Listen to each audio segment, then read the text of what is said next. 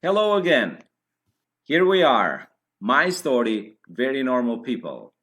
This does mean that people that we invite in our show are normal. They are very special, like writers, artists, as you have seen. But we speak together as normal people. We try to understand what they have to say. And today we have Robert French in our show. He is a writer. He will tell more about himself now. Welcome, Robert, in our show. Thank you very much, Arthur. I'm delighted to be here. So, Robert, tell us a little bit about yourself. Well, I was born in England, as you can probably tell from my accent, and I moved to Canada as a young man and was in the high-tech business for many years. And when I stopped being in that business, I started being a writer. And after several attempts at writing some pretty bad books, I finally got myself a mentor who helped me write my first published book, and which was called Junkie, still is called Junkie, and it's about a drug-addicted ex-cop called Cal Rogan, and that first book has blossomed into 7 books, and I'm currently working on the 8th. Oh, good. I've heard, I had also another writer, and he was a high-tech guy, you know. He was about your age. Something went wrong with that everybody went to a new profession. Well, not so much went wrong.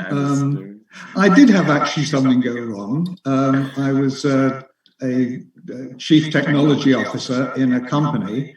It was a startup, and we were unable to get our last round of financing, and so the company folded. So that was pretty bad. But I stayed in that business for a little bit while I was transitioning to becoming a writer. Okay. So, please tell us what pushed you to write. What motivated, better to say? That's a really good question, Arthur. When I was 23 or something like that, I got the urge to write, and I wrote a complete set of short stories, horror stories. They weren't very good. I still have them typed out on an old typewriter. I still have them. But I'd always enjoyed writing. Even in the high-tech business, you write reports and you write proposals and so on. I always enjoyed that part of the business. I actually started writing again. It was not long after the company that I mentioned ceased to operate. I was basically looking for a contract to do. And I spent the day on the phone, and suddenly I thought, I've had this book in the back of my head for a while. Why don't I try writing it? And it was about 3 p.m, and I wrote for, I think it was 11 hours solid. Wow. And I wrote 3,000 words, which is, I think, more than I've ever written in a day since. But suddenly the whole thing was flowing out of me, and I really got this idea that maybe I should take up my dream of being a writer that I had when I was 23. So that's how I got back into it. So the book that I started, I never finished because it kind of ran out of steam, and I tried another book, and eventually I actually finished a book that was a kind of business scene, but a thriller, and it was not good enough to publish. But that was when I met the person I mentioned who became my mentor, and she helped me write Junkie. So, when you said that about 11 hours writing, it came to me the Victor Hugo, the French. Oh, yes. When he wrote all night, and he just has to deliver the book in the morning to the publisher. I know, it's amazing. So that amazing. Came in my mind immediately. Yeah. And Zweig, Stefan Zweig, he makes it very clear. Yeah. There was an American writer, John Creasy, who I think still holds the records for most books written in his lifetime. And I don't know how he did it, but he wrote hundreds of books. And he was very good. Yeah, it should be also a little bit of quality there, right? That's right, yeah. Okay. So tell us a little bit about your main character that you have in your books. Because you have one, right? Yeah, well, there's several characters, but one main character, yeah. His name's Cal Rogan. He's a drug-addicted ex-cop. In the first book, he's actually living on the streets. He's homeless. And his best friend is murdered. And the police say it's suicide, but he knows his friend wouldn't commit suicide. So he sets out to find who actually killed him, which, of course, he does. And that really starts his road to recovery as a drug addict. And the rest of the books, he is recovering with some lapses and fighting his way back to a normal life. And one of the interesting things that I had to do a lot of research. I was actually quite ignorant about drug addiction. I've never taken drugs myself. And I, at that time, didn't know any drug addicts. I knew a few alcoholics, but no drug addicts. And so I had to do a lot of research.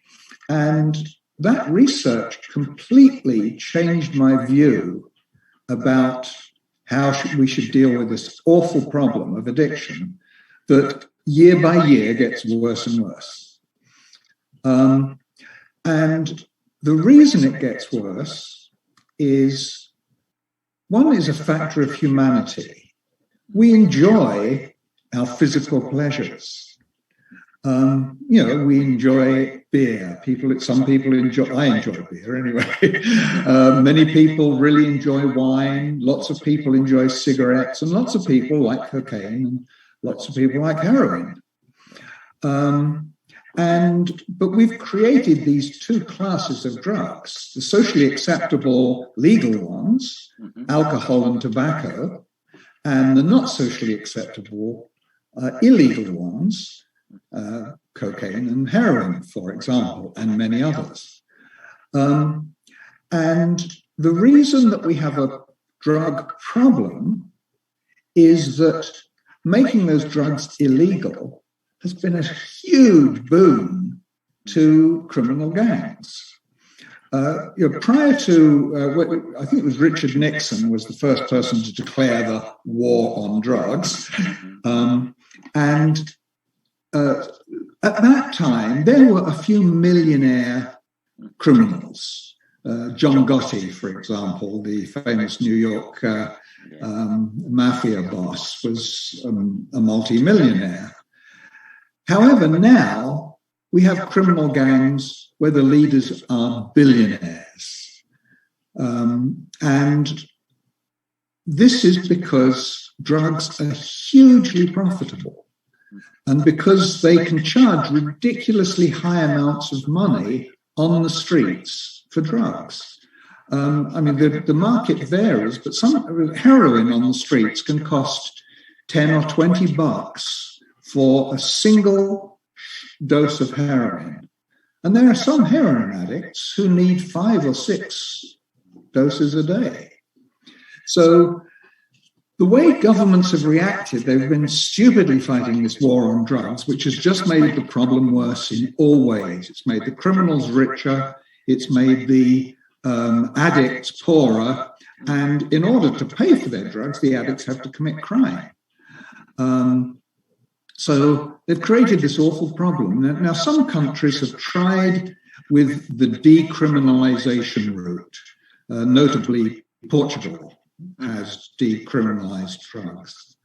But it's a complete waste of time to decriminalize because the drug dealers are still in the business. Yeah. So what you need to do, in my opinion, is we need to legalize and control all drugs. Treat cocaine and heroin just like we treat alcohol and tobacco.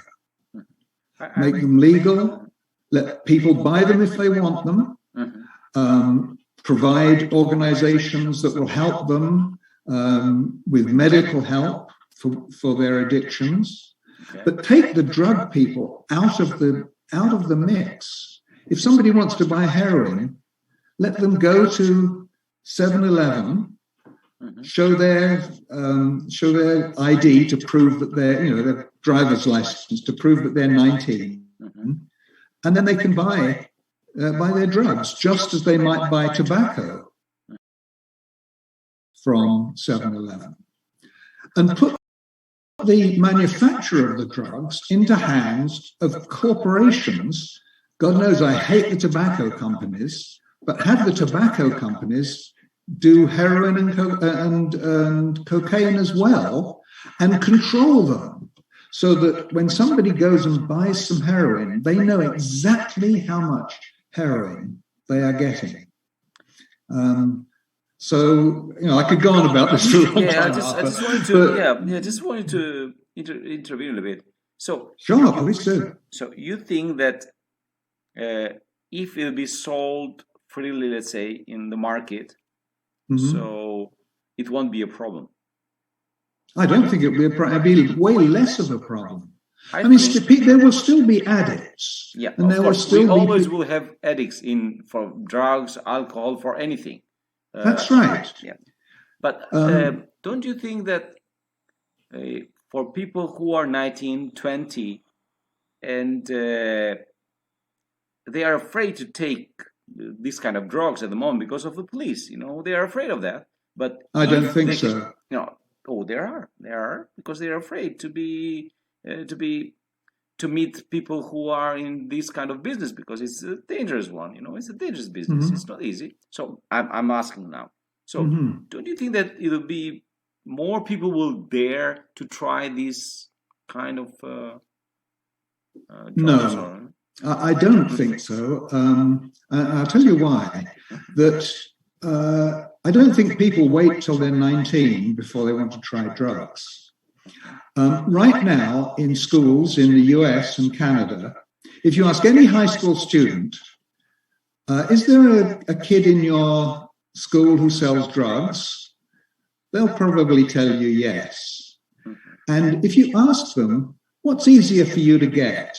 Is it easier for you to get a 6-pack of beer, or is it easier for you to get crack cocaine or pot or heroin or whatever? Those kids will tell you it's easier to get the drugs. And the reason is the drugs are not controlled. They're highly profitable, so the drug gangs can afford to pay some kid who's in high school to sell drugs for them. It's easier for them to do. By controlling the drugs and making them legal, one is making them legal, you take a lot of the excitement away from the idea of taking drugs. Rebellious kids like to take drugs because they're illegal.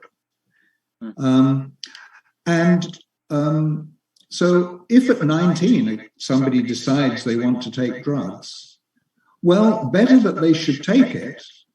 And just like tobacco, when they buy their drugs, there'll be a warning about the drugs on the package, and a number that they can phone or a website they can go to for help in dealing with addiction.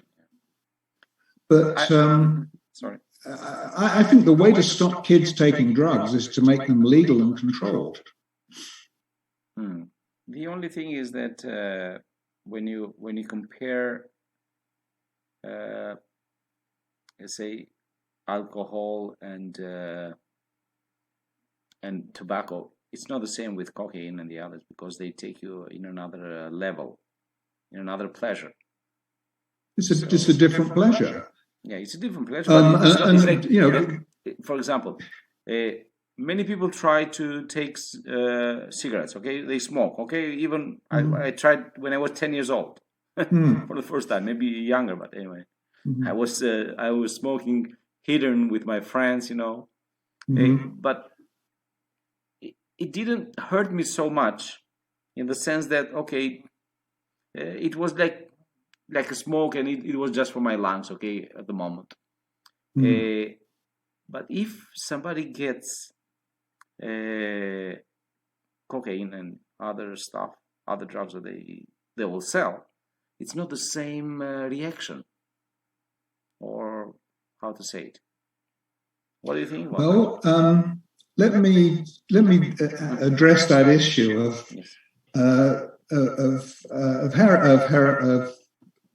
tobacco. Yeah. In my research, I got to know a drug addict very, very well, and he told me he had quit taking heroin, which is very, very difficult, very hard to do. But he hadn't quit tobacco. Tobacco for him was more addictive than heroin. And tobacco is worse for your body than either heroin or cocaine. The reason that people die from heroin is because the dosages, they don't know what dosage they're getting. If the drugs were legal and controlled, they would know exactly how much heroin they were getting. And deaths from opioids would pretty much vanish. People die from overdoses of cocaine, but far, far fewer than people who die from smoking. So in terms of health, smoking is worse, definitely, than either cocaine or heroin, just choosing those two drugs. And smoking causes lots of deaths. And I suspect that alcohol causes more deaths than heroin and cocaine combined. Now, there's one other thing, of course, there are other drugs as well. There's crack cocaine, there's crystal meth. Crystal meth is particularly bad. And crystal meth, I don't think that one can legalize it in the same way as one could legalize heroin and cocaine, because it is so dangerous. It rewires the brain. Well, all drugs rewire the brain, but even my beloved craft beer occasionally rewires my brain. But many drugs, like crack cocaine, exists because pure cocaine is fairly expensive. And the drug gangs recognized that, hey, there's a market that I can use to sell to people who just can't afford cocaine. Cocaine was the rich man's drug. We've all got the images of the New York bankers snorting cocaine at parties, often snorting cocaine off of girls' naked stomachs at parties. And so it was an expensive drug. But along comes crack cocaine, and now everybody can have cocaine. And that was very clever marketing by the drug dealers. In a world where cocaine is legalized and controlled, it becomes much cheaper. And so people won't need crack cocaine if they can actually get cocaine.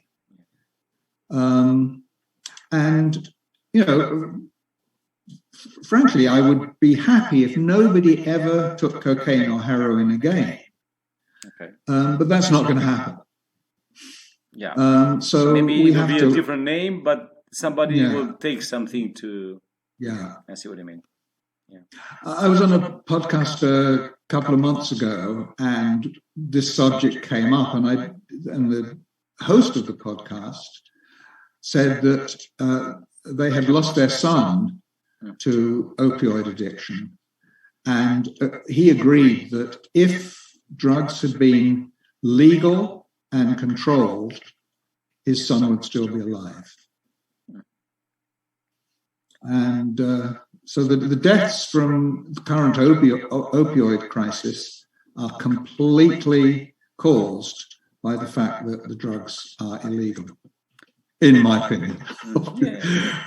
But one thing is that, okay, because personally, I try to volunteer with the team here in Athens. We try to give food to homeless people, and we meet also drug addicts. Mm-hmm. And for them, it's how say it? If they get into the drugs, it's, let's say, in 100 people getting into the drugs, maybe 2 of them or 3, if they are lucky, maybe 4 people are safe from that. The rest is like there, they cannot. They are addicted, and they are ready to kill, to do anything, to steal. This. Now, I'll go back with the other drugs that people use, but also people drink alcohol, but they don't go to kill. Not everybody, when they drink, they want to fight. They like to have fun and so on, And if they don't have alcohol, they don't go to do this kind of. It's like, let's say, the pleasure that the drugs give you, it's not the same. So I'm afraid as well that if we let it free, maybe I'll try it myself, and maybe it'll be hard to be out of that anymore, because also you miss. I mean, you miss your job. You become a different person. You cannot say that you're the same anymore. Sure. That's right. Yeah, and it's the same with alcohol. And this is, in this case, I say that there are some places or some borders, as we say, that if you cross on the other side, you're not the same anymore. That's my. What do you think about that? I completely understand what you're saying and agree with you. When you cross the border, you are not the same, whether it's alcohol or tobacco or heroin or cocaine. But the reason people would kill for heroin is, and let's take heroin as a good example, because heroin and alcohol are quite similar. They're both depressants, and sometimes people are addicted to both. But let's just look at those two and compare them. An alcoholic who needs a drink would kill as easily as a heroin addict if a bottle of beer cost $50. Okay. And that's the difference, because the heroin addict, for one little plastic baggie of heroin, and sometimes heroin addicts will need 2 or 3 of those baggies in order to take just one shot of heroin, because they're so addicted and their system has become so used to the heroin. So many really badly addicted addicts need to spend $50 or $60 for that one shot a day. Yeah. And if alcohol, so they will literally kill for the money for that. Whereas alcoholics, an alcoholic can get a bottle of beer from a liquor store for a couple of bucks. He doesn't have to kill to get his alcohol, but he needs it every bit as much as the heroin addict needs his. And I think that the difference between the two is that you observe, and I thank you for what you do, going out and helping these people on the streets and feeding them. That's a very, very wonderful thing that you're doing. But I think that the difference that you observe is because the drugs are illegal. A heroin addict will. I think heroin addicts probably have killed to get the money for heroin.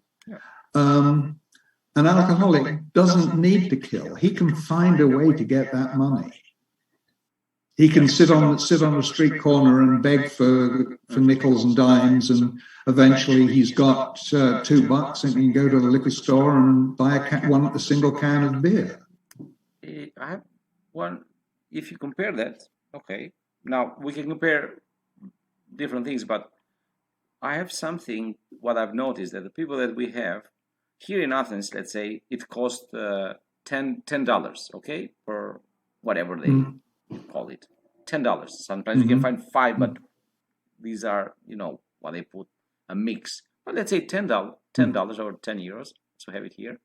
So if they were good guys in the sense that they can go, they can work, and they can get €40 or €30 per day. So they can have €10 to get their shot and to go back again to work. But they cannot do it. With alcohol, we have people from Russia or Polish people that it's in their lifestyle. So they go to work. After work, they go and sit and drink, and that's their fun. They don't do anything, but they finish. They drink. They are completely drunk, but in the morning they are normal. They go to work. They greet people normally. But you cannot make this. I think so. You cannot. I cannot compare people who drink with people who I see on the street. They are not because of drinking. They are because of drugs. Because when you take drugs, you're not the same anymore. When you drink, you can become sober again. But with the drugs, you're not the same. So that's my. And sometimes maybe it's good that the government stops this thing. Maybe.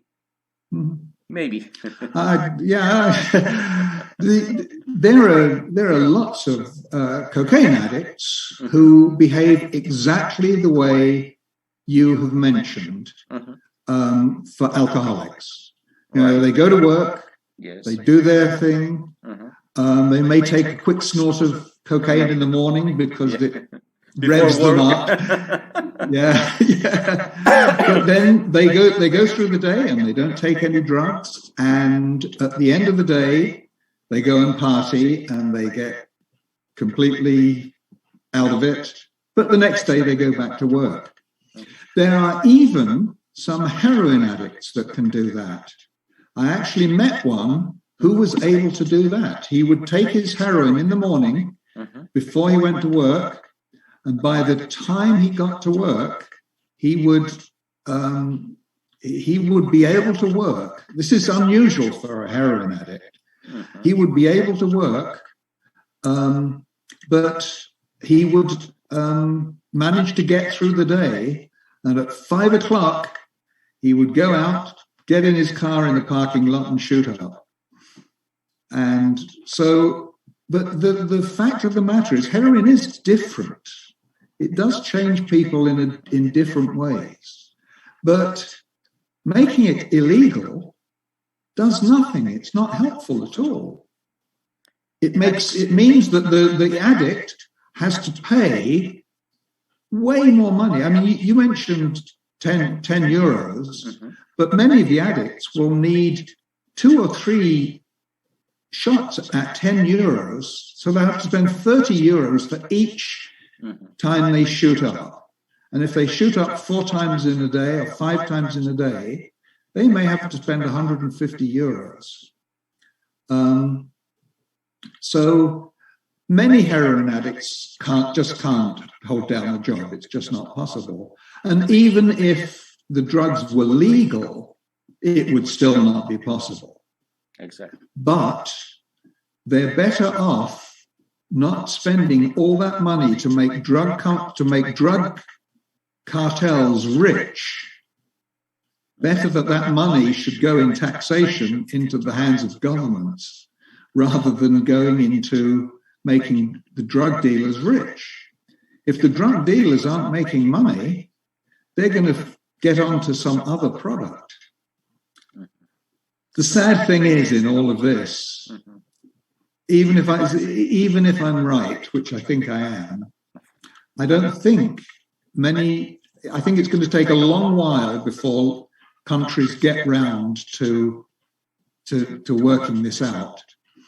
Hopefully some country in Europe, I don't think it's going to happen in the States anytime soon, but some country in Europe will give it a try, will legalize and control it, and will have wonderful results. When I was doing my research, I looked into the financial side of the drug business and did a calculation that if the drug cartels took 1 day of profits in a year, just one day of profits in a year, they could give every US congressman, every US senator, every English member of parliament, and every Canadian member of parliament, they could give them each $1 million, and they still wouldn't have spent that 1 day's profit. So I would not be in the least surprised if there are senior politicians in many countries that are being paid by drug cartels to ensure that drugs are never made legal. But that's an aside. It's an aside in a way, but it means that I may never see my dream of drugs being legalized and controlled. I see. So what is? So I really appreciate what you're saying about drugs. In some ways, you are right that certainly heroin changes people way more than any other drug, be it alcohol, tobacco, or cocaine.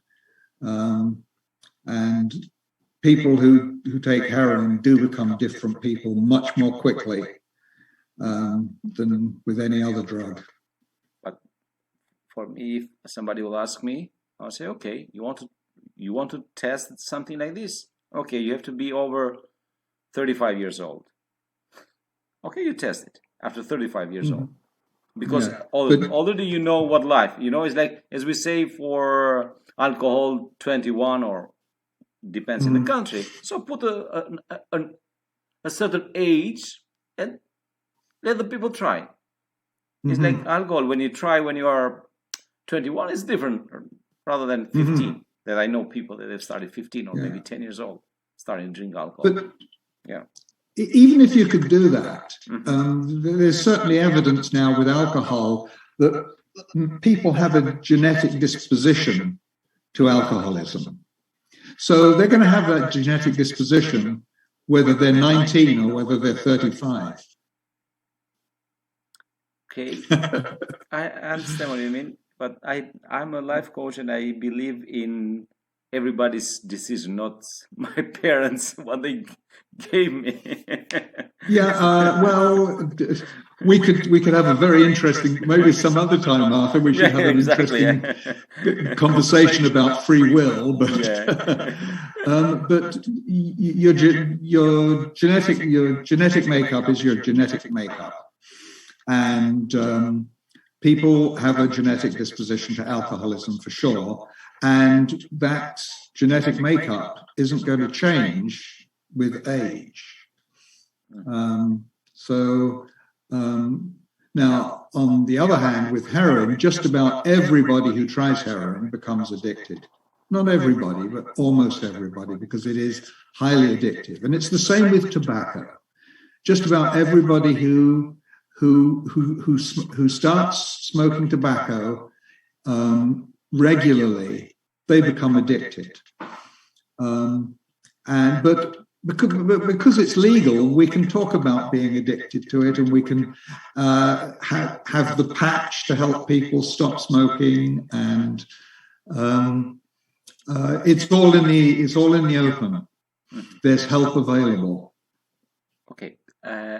Because also the time is a little bit Yes, we're short of time. Sorry as well. about that. No, it's okay, no problem. So, what would you say to somebody who has a son or a brother who is drug addicts? What can you say to him or her, in the sense that how to help his or her? It's so difficult. I think that you have to be supportive of them and not consider their addiction a moral fault, or it's just they are addicted. They made one bad decision, and unfortunately, many people equate character and morality with addiction. And I think that is wrong. Because I've met many former addicts who are people with high moral values and good characters, but they will freely admit that when they were an addict, all of that went into abeyance and they stole to maintain their addiction. So I think the key to somebody dealing with a brother or a child is to unconditionally love them and not judge them and not say that they're morally bankrupt or that they're weak, because I think you'd have to walk in their shoes. And then to be friends together in the same, to share the drops. I'm not sure about that. Certainly, in the Reagan years, Nancy Reagan said, "Just say no." That was the most stupid thing anyone could ever say on the subject of drugs. Nancy Reagan was a wonderful woman in many ways, but that was absolute stupidity when she said that. So, yeah. Okay, Robert. I hope we can talk another day for.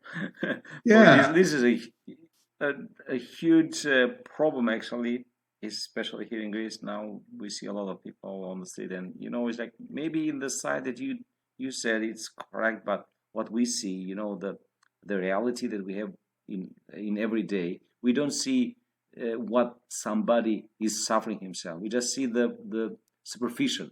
They are lying down there. They pee everywhere. They do.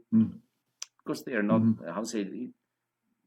When you see them, you don't see them anymore like human, an ordinary person. When it was you know what I mean? Yeah. So that's not. That's one of the real problems that I learned to overcome, was the dehumanization of the addicts. Now, if I'm walking along the street and there's an addict sitting asking for money, I don't want to give them money because they're just going to spend it on more drugs. But I always engage with them and say, "Hi, how are you?" Don't treat them as non-humans, because, one of the addicts that I knew was a bona fide genius, a really, really clever man.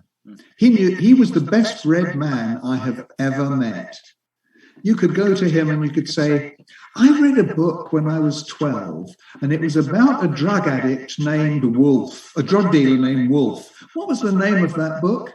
And he would tell you the name of the book, the author, and some anecdote about the author. He'd say, "Did you know that he wrote that book in a week?" He was amazing, but he was completely addicted. But we all dehumanize addicts, I'm afraid. And we all have to work very hard not to do that, especially if the addict is in your own family. Yeah. Okay. Thank you very much, Robert, for sharing your opinion, your stories, and your experiences, and your your advices for Well, Arthur, thank you very much for inviting me onto the podcast. I really enjoyed it. And I'd love to do it again sometime. Maybe we should talk about free will, because I've got some views on that as well. That'd be good, especially nowadays that we're talking about Corona stuff. We will talk for free will as well. That would be great. Thank